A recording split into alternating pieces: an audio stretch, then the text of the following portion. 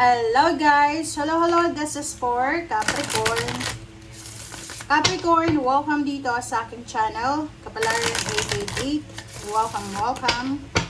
Alamin natin kung anong messages, vibration, gabay, energy para sa inyo lahat. Alright.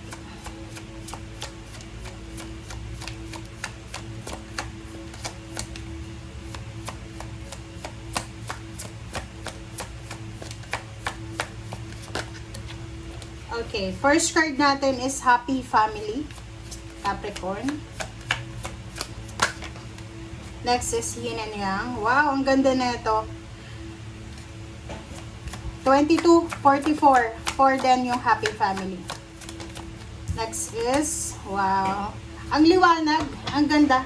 So, kung makikita mo dito sa 3 cards mo na to, Capricorn, sinasabi ng barahan na possible na kung OFW ka, you're planning to take a vacation. Pupunta ka ba ng Pilipinas this July or August or September? Basta sa mga buwan na yan. Or ang nakikita ko, pwedeng August. Nakikita ko na you're spending time with your family. May mga celebration, like for example, birthday ng parents, anak, parang ganon. So, magkakaroon ng balanse sa family life mo. So, kumbaga, magiging maayos ang takbo ng pamilya mo. Magkakaroon ng peace of mind, syempre. So, may mga celebration kayo na isa-celebrate together. Celebration of happiness, of success, of good life, parang ganon. So, yung yin and yang dyan, it's parang balance yan. So, there's a good and bad, pero maayos at maayos. Okay? Another is the temple path. Kung makikita mo, this one is yin and yang din. So, double confirmation ng yin and yang na sinasabi sa'yo na level up. May magle-level up sa buhay mo. Okay? May magle-level up sa buhay nyo. There's a clarity. May mga pangarap kayo sa buhay para sa pamilya nyo, Capricorn, na posibleng unti-unti na itong magliliwanag. Okay? Like dati, siguro gusto mong magpatayo ng bahay, gusto mong mag-travel, magpakasal, magkaroon ng pamilya, pero medyo hindi pa klaro, madilim pa. But now, nakikita mo, nai-imagine mo na kung ano yung mga bagay-bagay na gusto mo. Okay? Na parang feeling mo, ay, malapit na tong matupad. Ay, nararamdaman ko, makukuha ko na talaga siya. Parang ganun.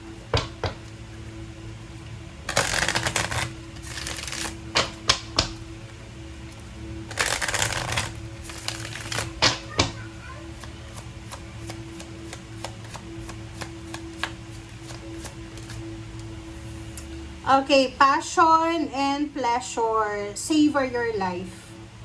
So, nakikita ko sa'yo dito na may enjoy mo yung buhay mo sa 3 months na to. So, yun, may mga celebration kayo na posibleng i-celebrate, masaya kayo, nag-e-enjoy, parang ganun.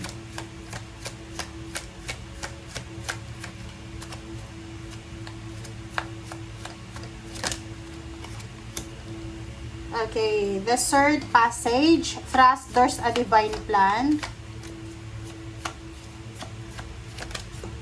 Okay, protected by angels. So, nakikita ko sa iyo dito, yung mga plano mo to, yung mga Capricorn dito na nasa Pilipinas or nasa desierto, nasa Middle East, or yung mga nasa Pilipinas na Capricorn, siguro you're planning to work or alam mo na, mag-relocate.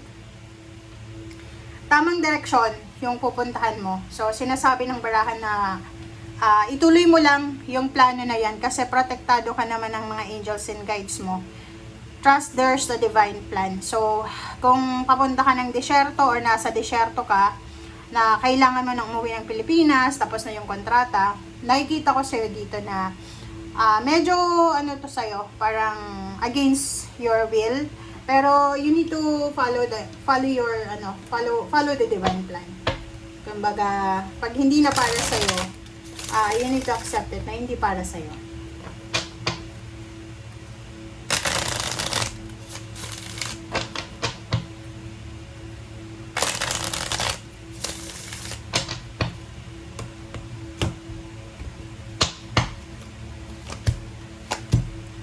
Alright. Alright, so Page of Swords and Ace of Swords. So, kung makikita mo dito, maraming kwento, maraming chismis, magiging tampulan ka ng chismis, ganyan-ganyan.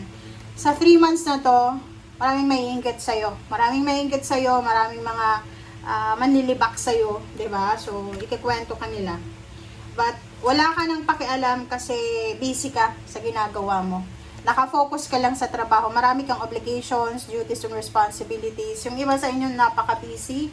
So, wala kayong oras para sagutin kung ano yung mga gustong sabihin ng mga tao sa paligid nyo. Alright. Next is, yun. So, nakikita ko sa'yo dito na yung direksyon na gusto mong tahakin, kung saan man na lugar gusto mong pumunta, pero yung Middle East dito, sobrang visible. Ito yung dream country mo siguro, yung Middle East. So, nakikita ko sa'yo dito na you're moving. You're relocating, you're moving, and kung saan ka man papunta, pwedeng 2 bansa ito na pinagpipilian mo, pero parehong Middle East yan. Ang nakikita ko sa'yo dito na magtatagumpay ka dyan, sa kung saan man na bansa, saan man lulupalop ng mundo, plano mong pumunta.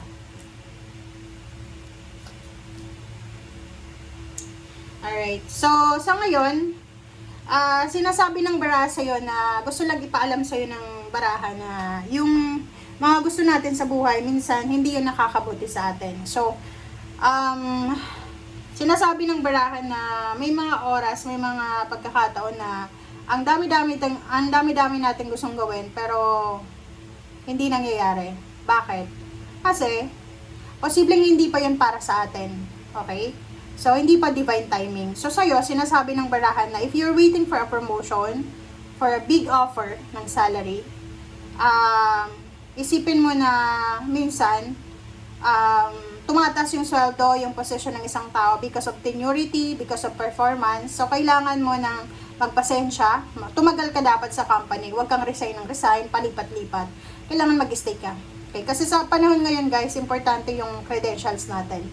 Yung sasabihin ng previous company mo. So, huwag kang maniwala sa mga overnight success na yan. Walang overnight success. Kailangan natin paghirapan lahat ng success. Okay? And sinasabi ng baraha sa'yo dito, sa 3 months na to, you have opportunity and possibility na mamili kung ano talagang gusto mong gawin.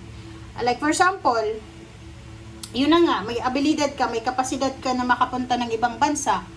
And hindi lang isang bansa yung pwede mong puntahan. Maraming bansa. Or maraming choices and options ka na pwedeng pagpilian, lalo na kung tungkol ito sa pananalapi. So, nakikita ko sa'yo dito na isang diskarte lang yung gagawin mo siguro. Biglang mag-flip yung situation mo sa financial, pagiging mayaman ka. Pero, ilagay mo yun sa isip mo guys na walang overnight success. Okay? Walang overnight success. Lahat ng bagay kailangan nating paghirapan. Kailangan nating maghintay. Okay? Thank you guys. Bye!